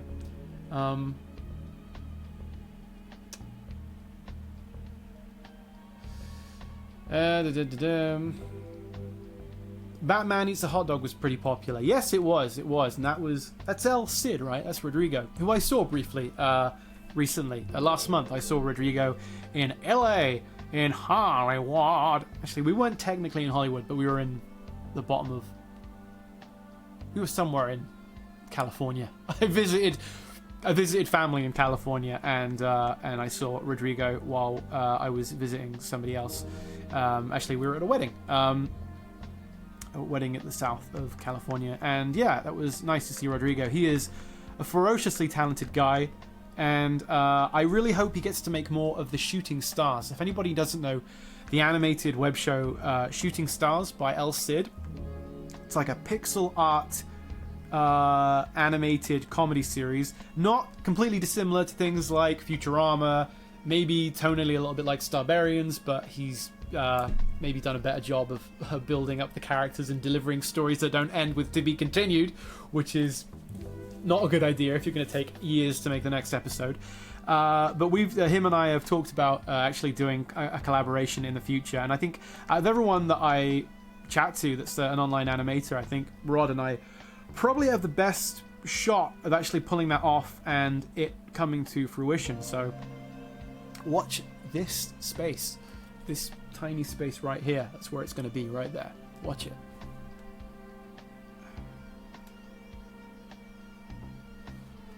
Just letting you know. Oh, thank you, the Weekend Geek. Yeah, Weekend Geek says I'm one of the animators that push you to keep going. Thank you. Although, I hope it's not like a physical shove. I was at the post office today with Joyce, and we had to go and pay an import fee. She got something from America. I think they're just stickers, and we had to pay a stinking import fee. And there was a big queue, and it was our turn to go, but like the guy at the desk didn't look up. He was doing stuff. He was, maybe he just taking care of a previous customer. And you don't want to march over to them. Like, you don't want to march over to somebody who hasn't called you over yet. So we were doing the polite thing and waiting. And we went over and we got served by him, and it was all fine. And it was only as we were leaving, Joyce told me that the old lady behind her physically shoved her forward when it was our turn. And I had no idea because I didn't see. And had I witnessed it, if it was an aggressive shove, I would have said something. It's tough when it's a little old lady. Being a grandma myself, I don't like to pick on my own kind. But, I don't know if I want to give shit to a grandma. But I didn't see the shove. And you shouldn't physically move people if you can help it. Yeah, we were trying to be polite, give this guy a minute to call us over, not just swamp him. But this old biddy had no time for that. Egbert of the Lamp says, part ridge, huh? I bet full ridge is his focus mode.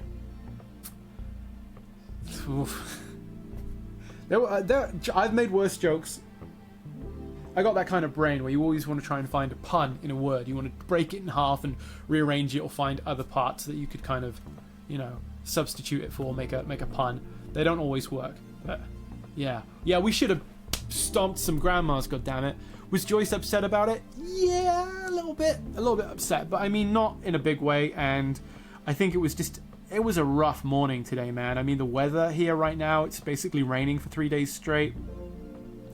And I just don't think it was sort of that insult to injury thing of you already had a rough morning, and then her grandma physically assaults you, and it's like, it's all happening.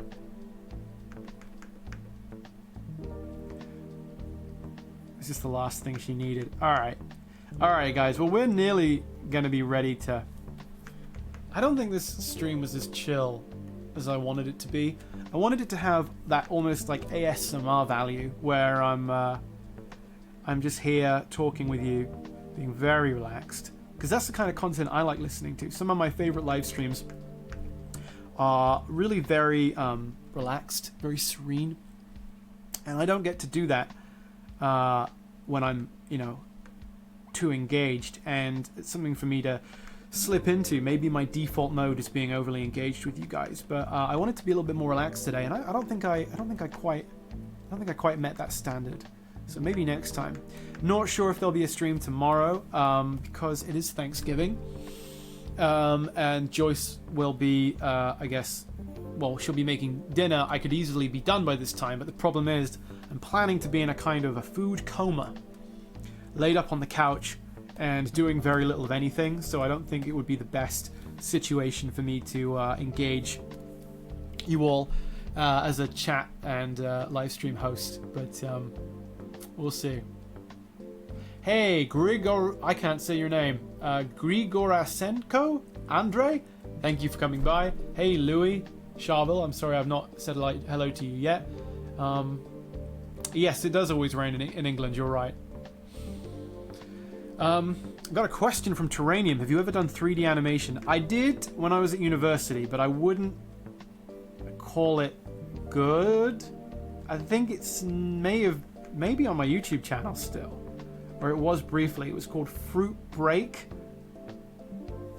It was terrible. So we had to pass the unit, we had to actually do 3D of some kind. And I didn't want to do 3D. I had no interest in it. So I basically I modeled fruit and I had them bounce up and down for like 20 seconds. No, not even that. That's all I did. It was just bouncing balls. The joke being that you see a half-finished painting of a bowl of fruit. It was still life. I should have called it still life, or something else. I should have made a pun on still life. Fruit break doesn't mean anything, but you see this painting, this half-finished painting of a bowl of fruit. But the artist is away from the easel, and you hear a toilet flush, and the artist comes back. The artist is just like a cutout animation, like just tweened quickly. It's not even like he's 3D. He's come back to finish his still life painting, and all the fruit are having a break because they didn't need to be painted, so they're all having cigarette and just waiting, having a cigarette. And then the apple's like, oh, he's coming back, and the apple and the banana, like the cigarettes fall out of their mouths and they jump back in the bowl. It's like Toy Story with fruit, but really bad. So that's my one attempt of 3D animation. There we go.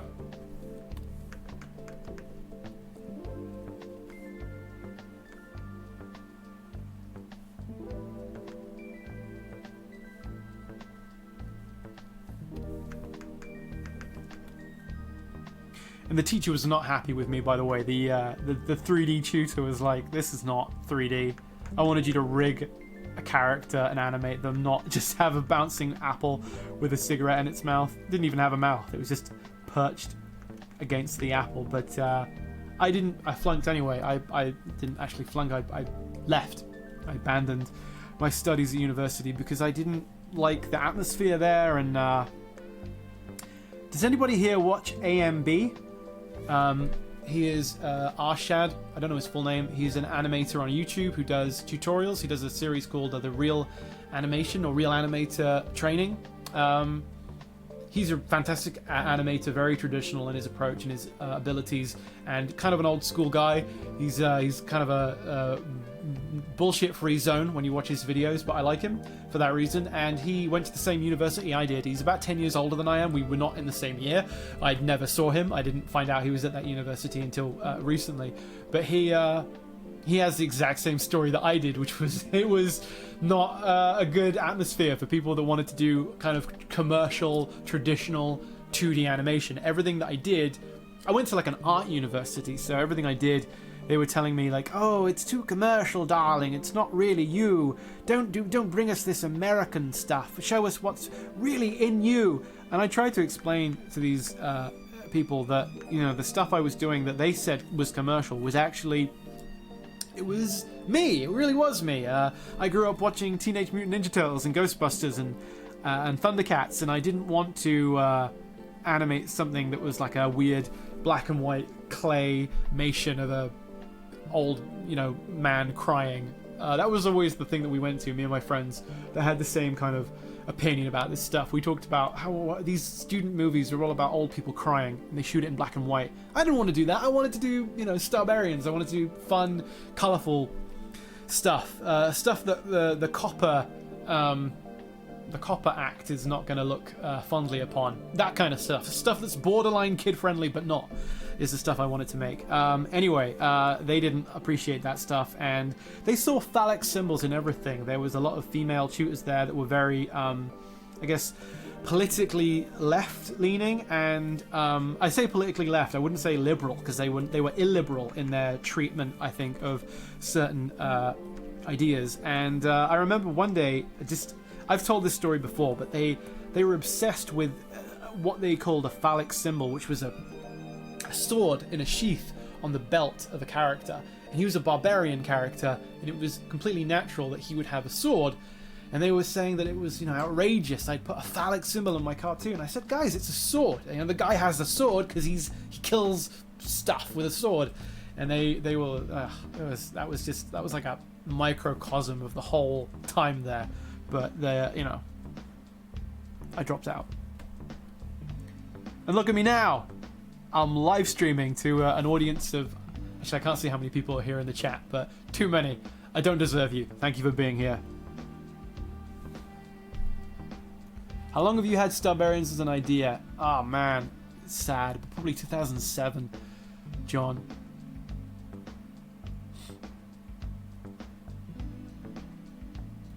Mr. Drawing constantly says student films tend to be sappy and dramatic. Yeah, that's the thing. Because I don't think it's the students. I really don't. I think a lot of the time, the students are trying to please the tutors by making something they think the tutors will like. And I'm too arrogant for that. I know what I like. I don't want to please them. I want to please me. And so I'm going to make a cartoon with large-breasted ladies and monsters and gore and bad, filthy, crass jokes. And I don't care what they think of it, because they don't have to watch it if they don't want. But I guess they kind of did have to watch it in this case, because they had to give me a grade, which is where the problems would arise. And I think it bothered them too that I had, at least maybe compared to some of the other kids there, a modicum of talent.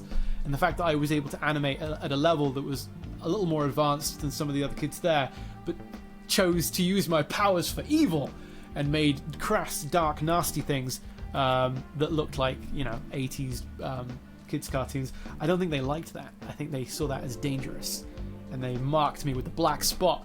They marked me for death. They called up the Republic Commandos and they said, execute Order 66. So I left. The Jedi Knights. Execute Order 66. It's not. A lot of people can do a good Palpatine. I don't do a good Palpy. Your Jedi friends. What's the story behind the monster that eats boobs that you mentioned about your time in that school? Oh, there's an episode that I wrote. The premiere Starbarians story, which I would like to do one day, is about a monster that eats boobs called the Broog. I don't know where Broog came from. B-R-O-O-G, Broog. And they go to a planet and get the job of going to kill this monster, the Broog. And it turns out it's actually a big fan of the Starbarians. It loves them, and they don't really want to kill it, but they accidentally kill it. They accidentally doom it to die. That's what happens. They don't murder it outright, but they do something which will lead to its death eventually, and they try and reverse it, and it leads to a big disaster. It's actually a pretty funny story, but I'd like to make it one day, but it's too ambitious for one episode. I mean, it takes me months and months to make 4 minutes, and this is like a 20-minute episode. So one of these days, when the time is right, I would like to do like a Kickstarter or something and get that thing off the ground somehow. Maybe not that story, but a Starbarians story, a large Starbarians project. Actually, I don't know if I've mentioned this yet on stream. I'm doing a Starbarians comic book. Do you guys know this? A big, thick, one-shot Starbarians comic. And I've written it already. And that will be out sometime in 2020. And that is not the story that I've mentioned. It's not anything to do with the monster that eats boobs. It's a new story. And I'm looking forward to it. And there will be, hopefully in 2020, if all goes to plan, even if no more animation comes out, there'll be a big, high density, long form Starbarians tale. So, among other things, such as this cartoon I'm working on here, which I hope is out before 2020. My God.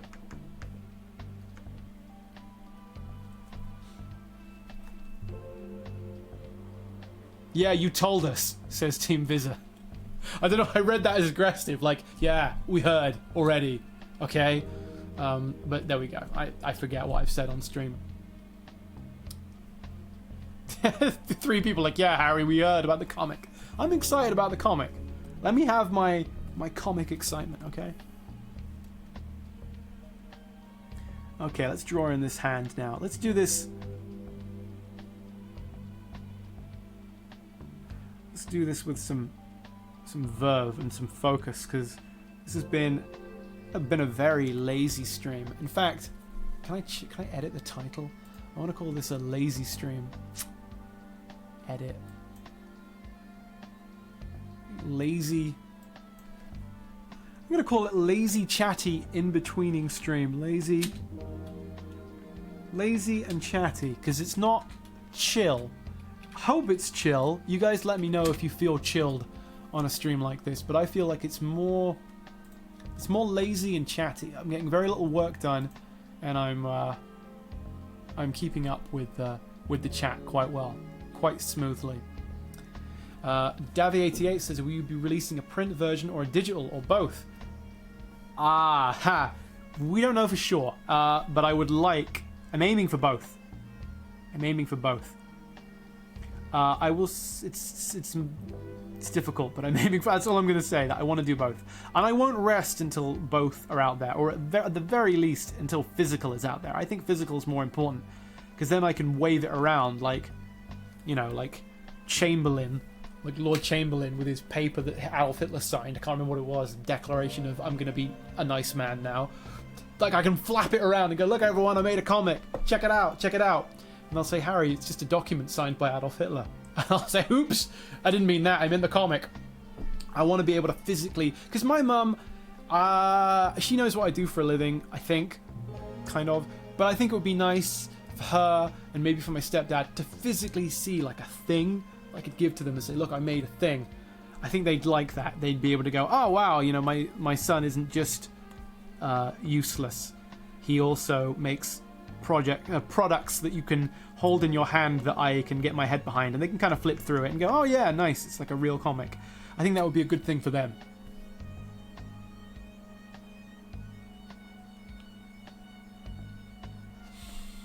Davy says he feels pretty chill. That's good news. Yeah, XLO, I would love a printed version too. A print would be cool. I'm pretty sure Chris Chan made a print of his Sonichu comics. That's definitely a camp I want to be in.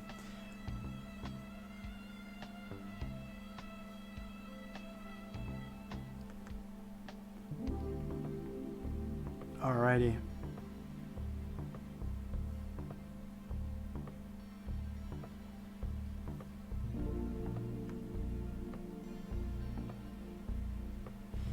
Oh boy.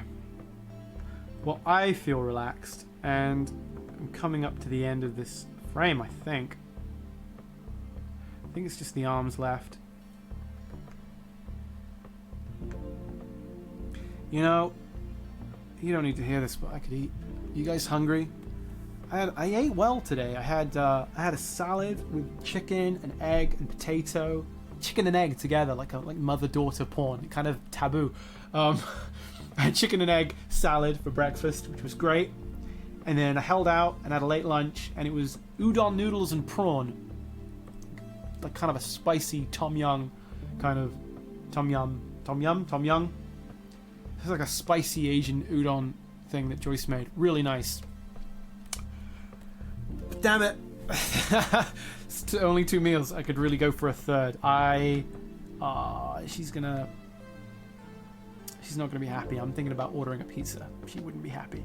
She would not be happy with me. I've tried lately to resist bad food and having like resisting temptation basically with food by getting into the mindset of thinking of not the far-flung future.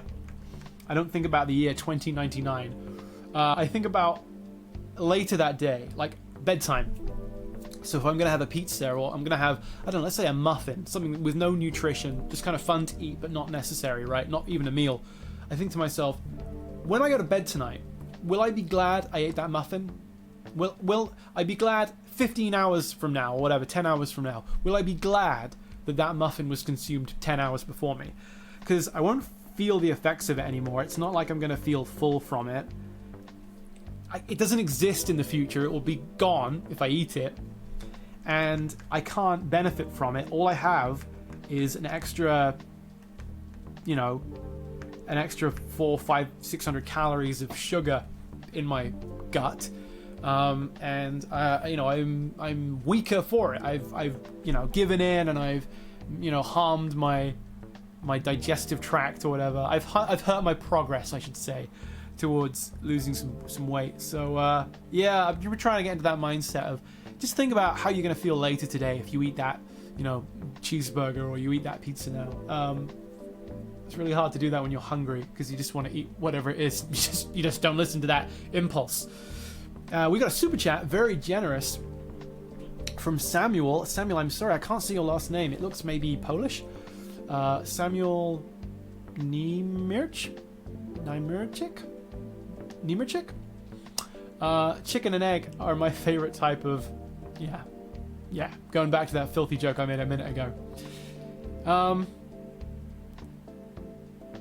When people ask me what I'm doing next year, I tell them I wear glasses so I don't have 20/20 vision. Noisivus. I think perhaps you are not the only person that has made the 20/20 vision joke. I'm sure everyone who has thought about their New Year's resolutions for next year has made that gag. But I commend you for the bravery of sharing it with us anyway. You're one of the good ones. Okay. Let me see now. Oh boy.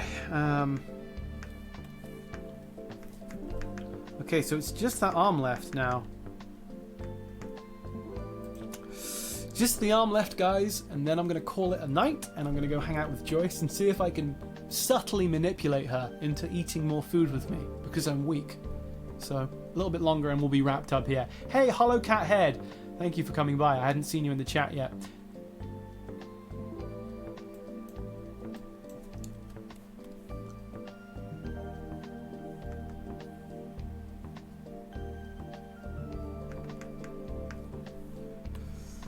Oh boy.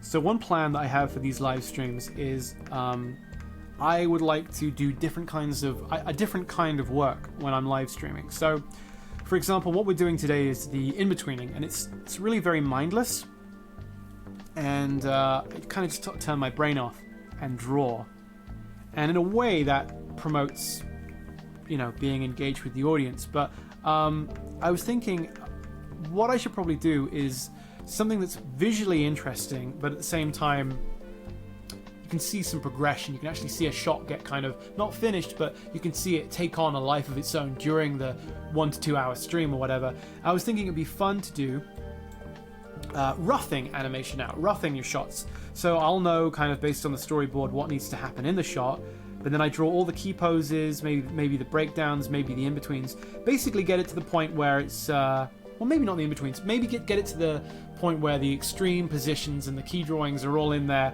and it's ready for cleanup. And I think that would be a really fun thing to do on stream. It wouldn't take too long. There'd be a little bit more of a thing to watch other than my goofy, like, little head down in the bottom corner of the screen. And it would maybe be more of an engaging thing to watch. So I didn't have anything like that really needs to be worked on today. I wanted to finish this shot or get a little bit further with it. But I think the next stream I do, I'm going to try and keep to roughing out animation, and then you guys can see multiple positions. You can sort of do a little bit of backseat animating, as maybe you suggest different acting choices. I may not listen, but you can suggest them, and that would be fun maybe to talk about. And I'm sure occasionally I'll go, oh yeah, that's a really good idea, let's do that. So yeah, so I think these streams where I'm just in-betweening it's not really fun. It's not worth your time necessarily, unless the chat is particularly vibrant. And certainly being able to do more of an actual animation focused stream would make it so that I wouldn't need to be such a bigger part of the chat, and it might be more enjoyable for you guys to watch. So that's my plan next time, I think.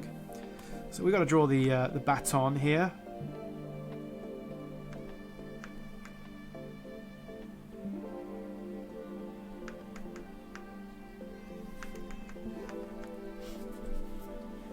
Let me see. Mage Animator. Some random person, please reply to me. I'm worried my comments are not sending.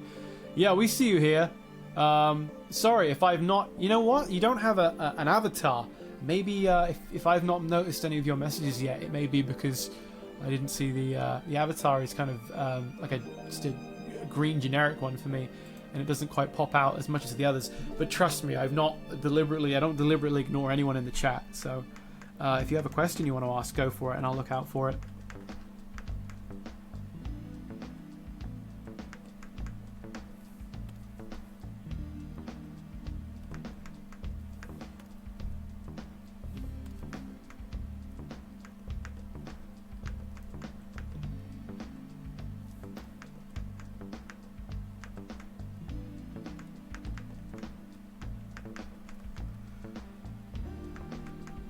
Oh boy.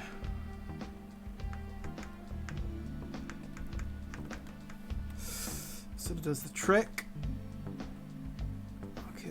Da-da-da.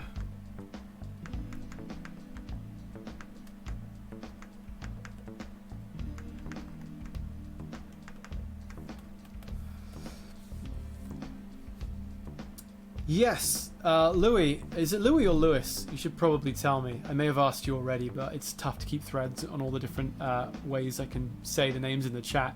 The music is very nice, and it is by Okoroid. You can find him in the link of the video. Yeah, is Okoroid going to be doing music for this cartoon? No, he is not going to be doing music for this cartoon, Terranium, but I will be working with Okoroid in the future, and I think that there are animated projects that we'll do at some point, because his music is very good, very different to the music by Brian Sadler, who's also excellent, but in a different way. He's like a classical film score kind of bombastic composer, and Okoroid, I think, probably can do that if he wanted, but has, for me, I find a lot of value in his electric, kind of more synthesized, jazzy sort of type of stuff, more vibey, and sort of like just a different sort of like a synthwave type stuff. But Okoroid does more than that. But everything that I've commissioned him to do so far has fallen into that category, because that's what I like, at least in terms of live streams. I don't think I'd want classical music for a live stream.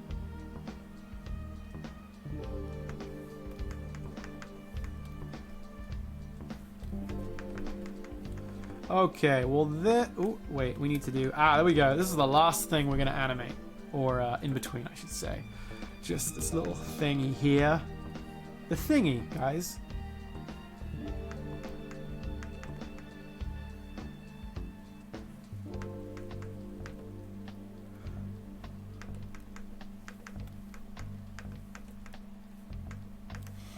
Alrighty, well there we go. So we only did a couple of frames today. It may have only been 3, but my gosh, it takes a long time.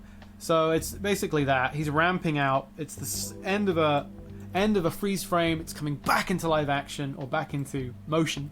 I did that already. I called it live action today. It's not. It's animation. He's going to be whoosh, and coming slowly back into action, and then it retains its proper speed for the rest of the animation. So yeah, I'm going to add probably a couple more just to make the start really slow, so you can barely tell if he's moving or not. And it'll look pretty cool, I think. Pretty damn cool. But I should have found an easier way to do this. It is a little bit too... a little bit too old school the way I've done it all by hand. But there we go. I think it looks pretty good. pretty good. I'm happy enough with that for the time being. So I can leave that play, I think. There we go. Here we go. Guys, I am done.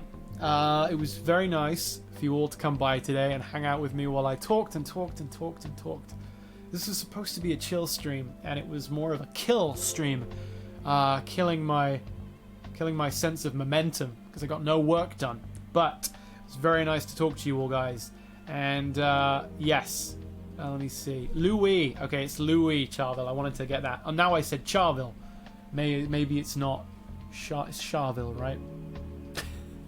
Maybe that's one I can get right next time. Thank you, everyone, for coming by. I won't list all of your names because there's too many of you to mention, but you know who you are if you're in the chat and if you've been talking to me today. Even if I didn't get to your messages, it was very nice to have you all here. Just going to see if Mage Animator said anything that I missed. Mage says he thought he was going to get knocked out by the guy with the bat because of how 3D it looks. Nice. Alright, well, there we go. I don't see a question from you. So that's good, Mage. Thank you for coming by. Sorry you didn't get noticed. My favorite reptile. That's the last question I'm going to answer. Gamera is my favorite reptile. Everyone, appreciate you coming by. I'm going to go and log off and have a some kind of conversation with my better half about whether or not I should be eating any more before bed, because I'm a hungry boy, but I don't need the extra calories. I'm big enough. I'm widescreen. Look at me. I've filled the screen now with the fancy OBS editing software. I've made myself huge, except for the fact that I can't quite reach the edge because there's a border there that maybe I could fix. Could stretch that out a little bit more.